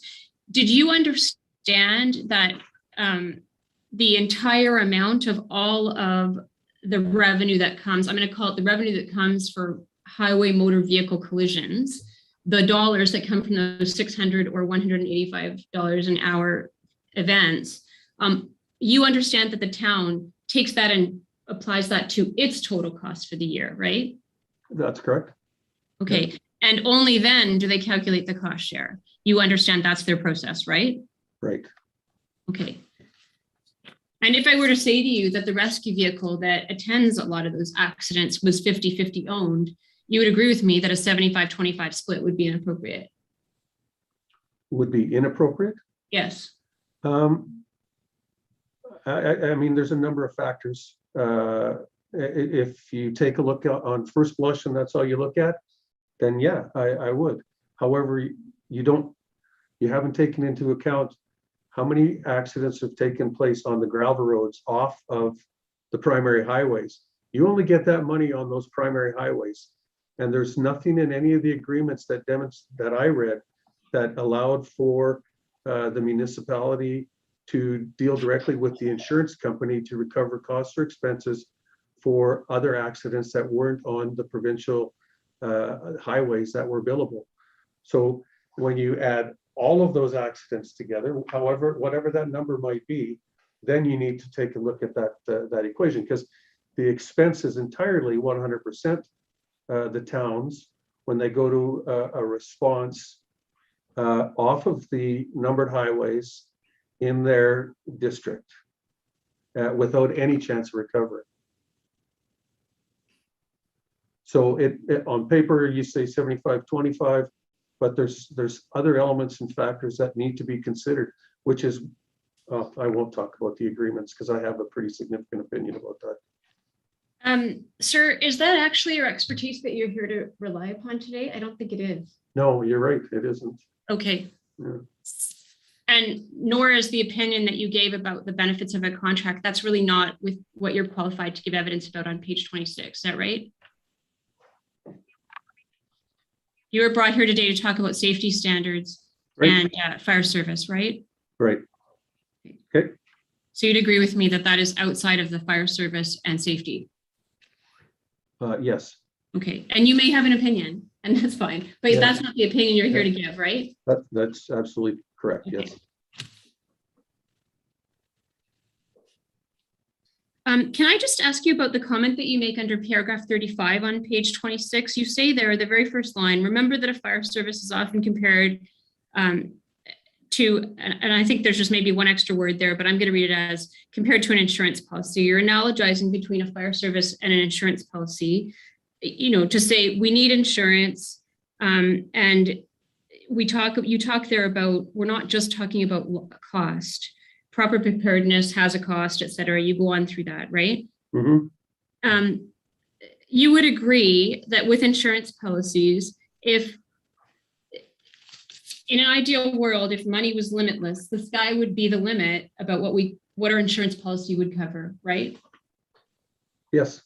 Yeah, and that analogy applies with fire safety as well. You want to, within your means, work to the highest level of response and protection of life, safety, then property that you can within that dollar range, right? That is reasonable. Yes. Yeah. Okay. And so that analogy works with the costing as well, to say you don't want to do shortcuts, but we realize the sky's not the limit. That's the reality of public dollars, right?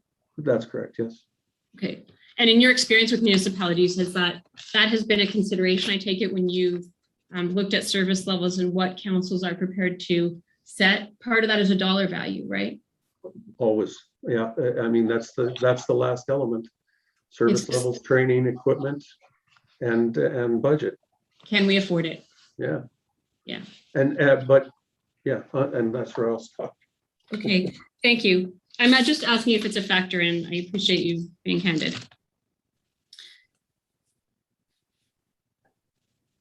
You have another comment on page 25 that I just want to ask you about, because I'm not totally sure I understand it. So on paragraph 27 of Mr. Frank's statement, you respond in red there. And the very last line, you say, you're talking about exclusions, and you say these specific exclusions or requirements should be itemized in the service level and cost share agreement.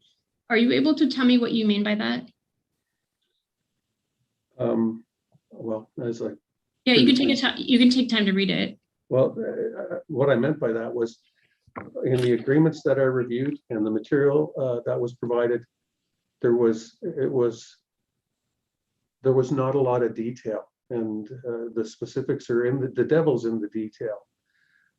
They're old agreements, and based on the age of some of those agreements, I can reasonably anticipate that there have been significant changes, yet the agreements still are not current. And you would have read that in my February report as well to Whitecourt, that these agreements are not benefiting anybody. Okay, thank you for helping me explain that. And then I think some of the origin of what you were talking about in the earlier part of the paragraph that your red ink response paragraph, you're talking there about the aerial ladder, and you're aware that the town has an aerial truck, right? Yes.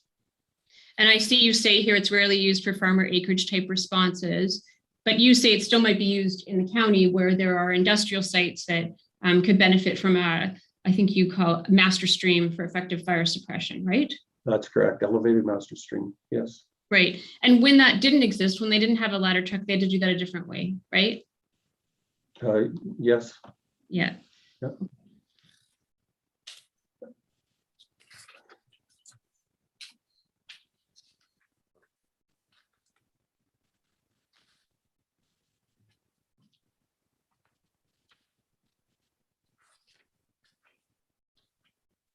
A public educator, back to our table, if we just turn back to that one moment. Sorry, I forgot the page it was on. Our public educator, the 1035 training, the NFPA 1035, you put that down as a town requirement, and you put should be considered as a reasonable expectation for some businesses in the county. Yeah. What are you talking about there? That's part of the inspection program that I had mentioned earlier, where you have an inspection and people, qualified inspectors will go into a business and work with the property owner. That's the public education piece. The inspection piece is the formal requirement to identify code deficiencies.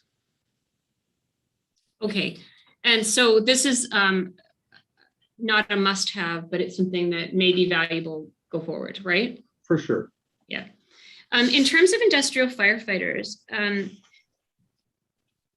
my experience, I'm just going to ask you if you would agree or not, is with industrial sites, you often require a memorandum of understanding if you want the local fire department to assist.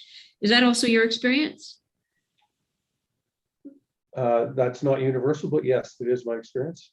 Yeah. So of course it's not universal. I agree. Nothing's ever universal, especially in fire. We can all agree on that. So I think what I wanted to ask was where, for example, a site might be higher risk. Given that protecting our firefighters is always going to be front of the line as well as fighting fires, but we can't fight the fire if it's going to put our people at risk. My understanding is that we would want to have not only people who are competent, but that we have an arrangement. What's the expectation? And there should be an understanding between the industry as well as the fire service, correct? Correct. Okay. And so you would agree with me that if an industrial site, a fire breaks out, even if there is an emergency response plan that does not include the municipal firefighting department, there will be calls often to the municipal fire department, correct? Absolutely, yes. Okay.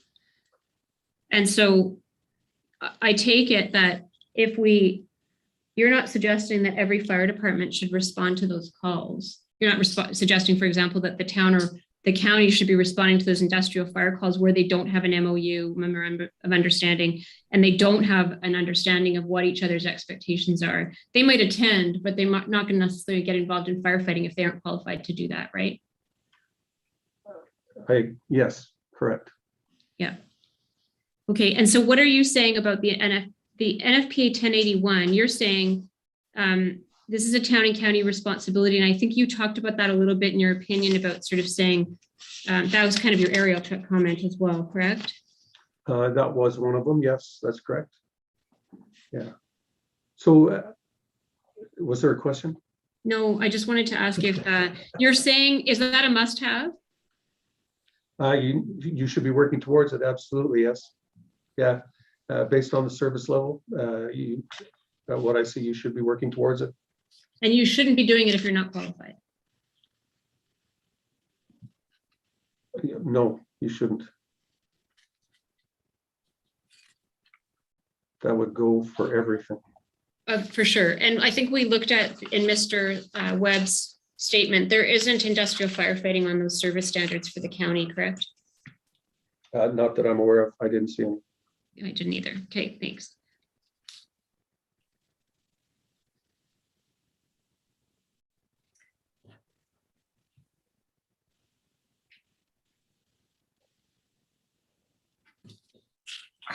Okay.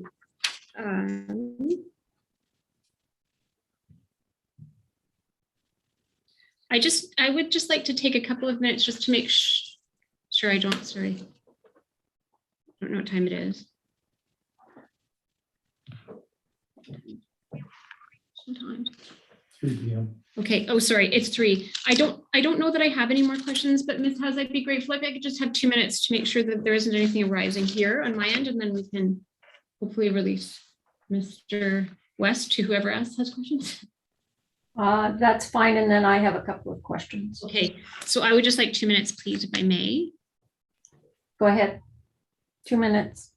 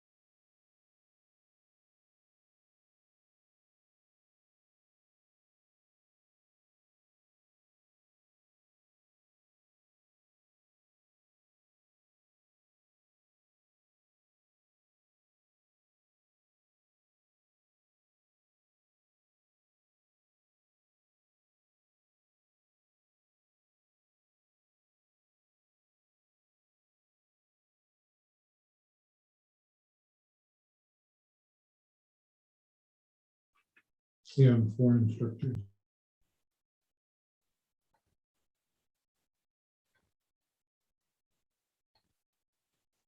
Are you ready? Yes.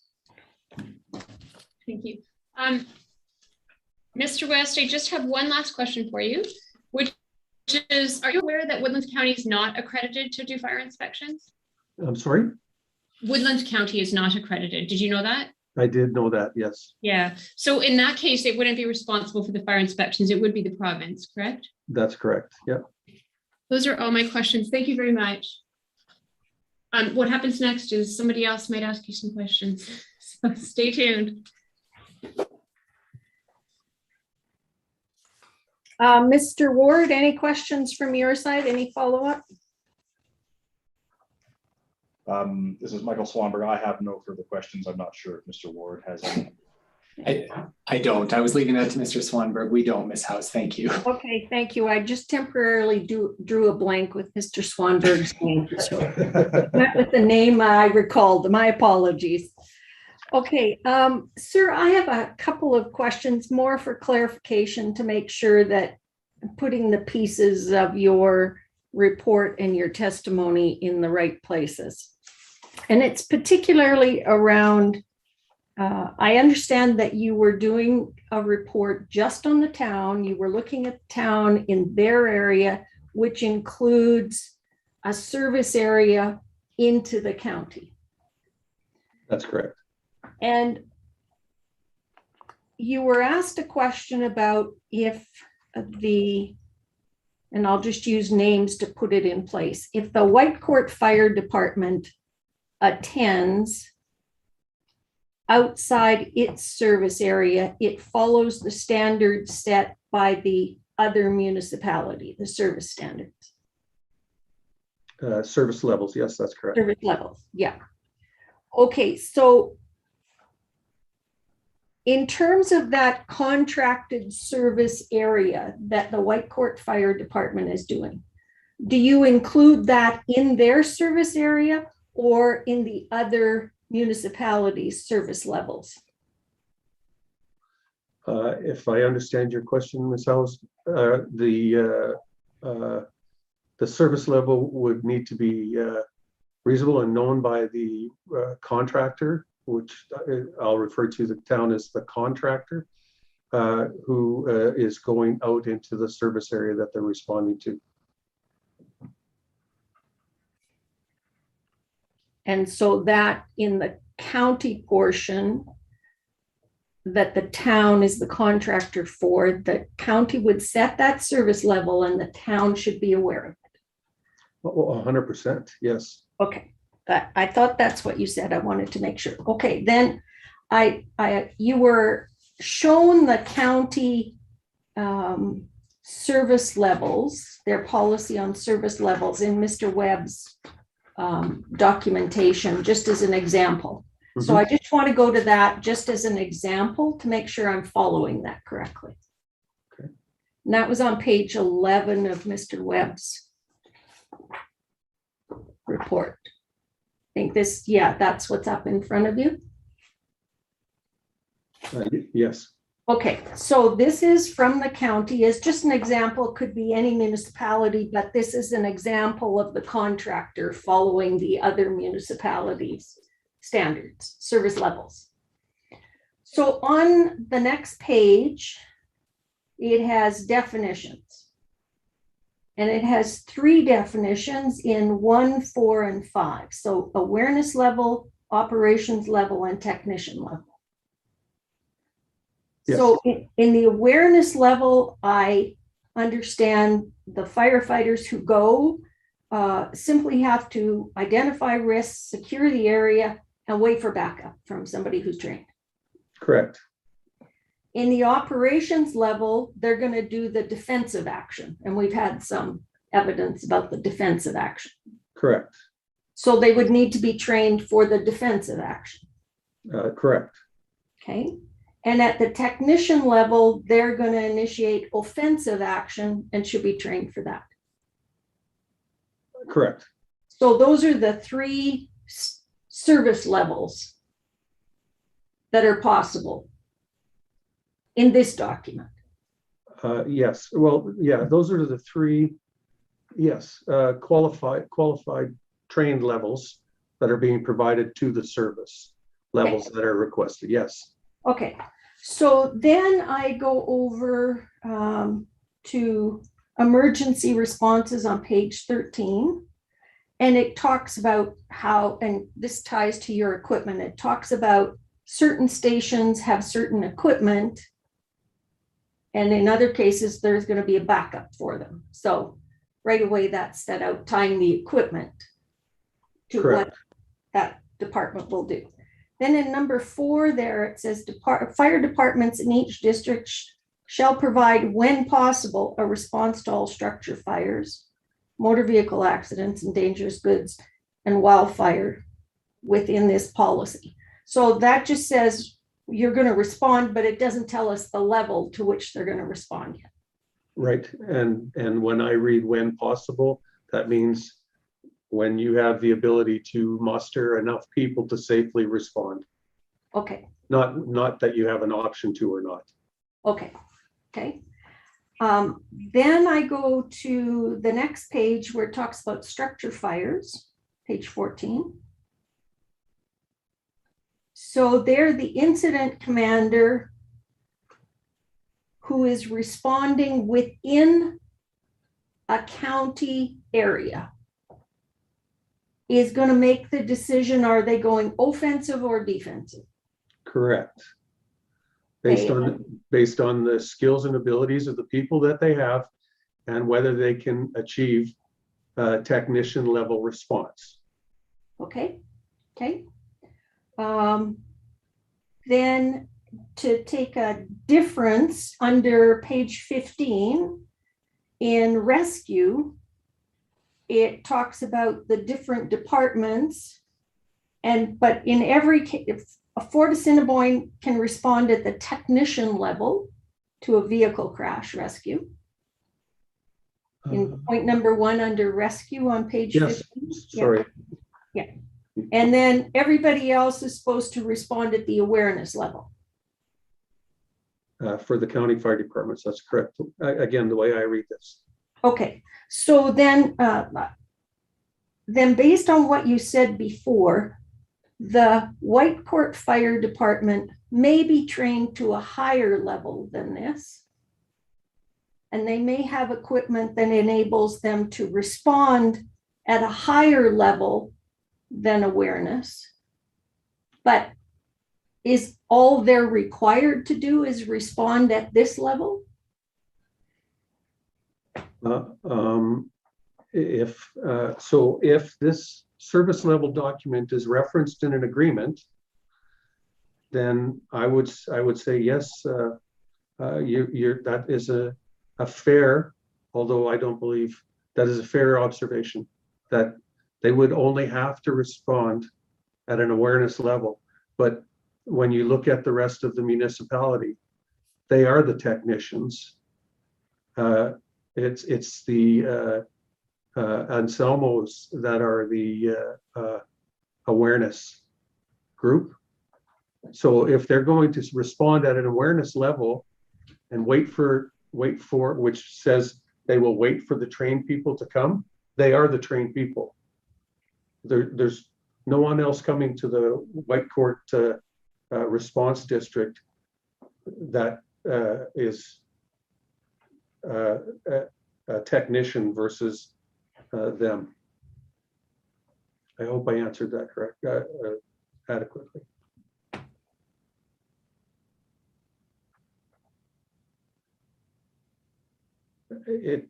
When you look at the awareness level and technician level, and you try and draw those comparisons or draw that information out, when I read that, it means the departments that aren't qualified to do anything more than awareness will then call the closest, best next department that has technician level response capability. So Fort Assiniboine or Whitecourt, and I'd have to reread Blue Ridge, but Fort Assiniboine and Whitecourt. Okay. Thank you very much. Thank you. Any questions arising from my questions? I have some, but if Mr. Swanberg prefers to go first, if he has any, he may. I have no questions. I'm not sure if Mr. Ward does. No, thank you. Go ahead, Ms. Roberts. Thank you.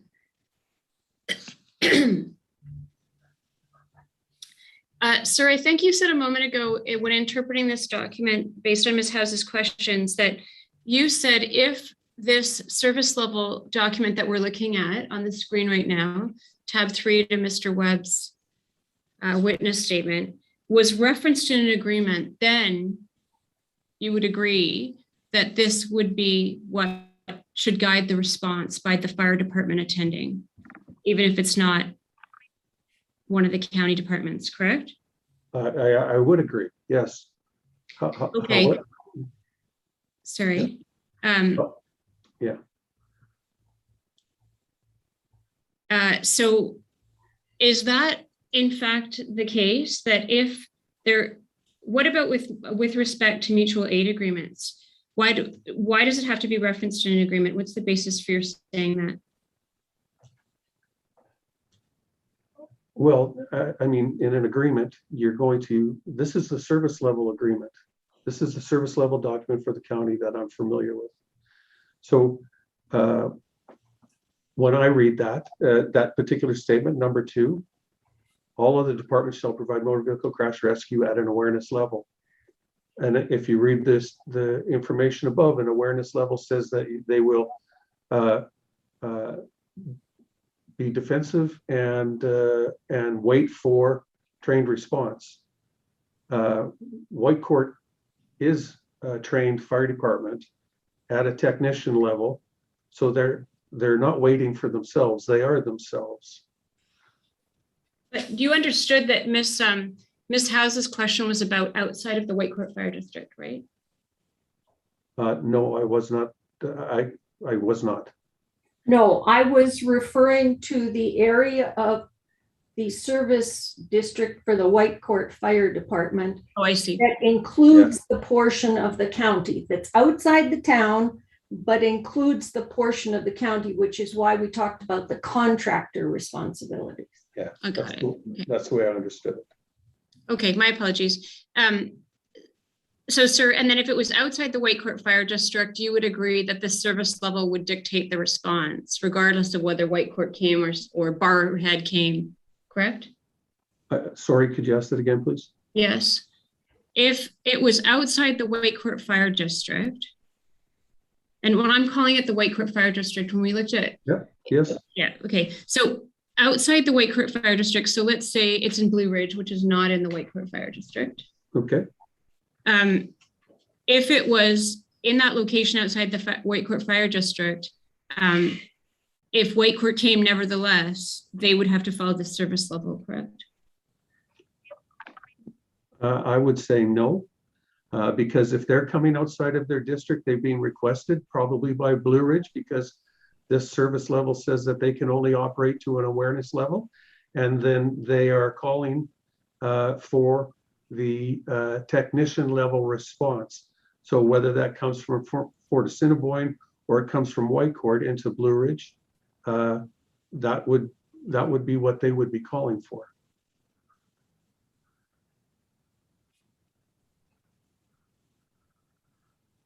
Right, thank you. Nothing further from me, Ms. House. Thank you. Mr. West, I want to thank you very much for the time you've spent with us. We appreciate it, and you're free to go. Thank you, ma'am.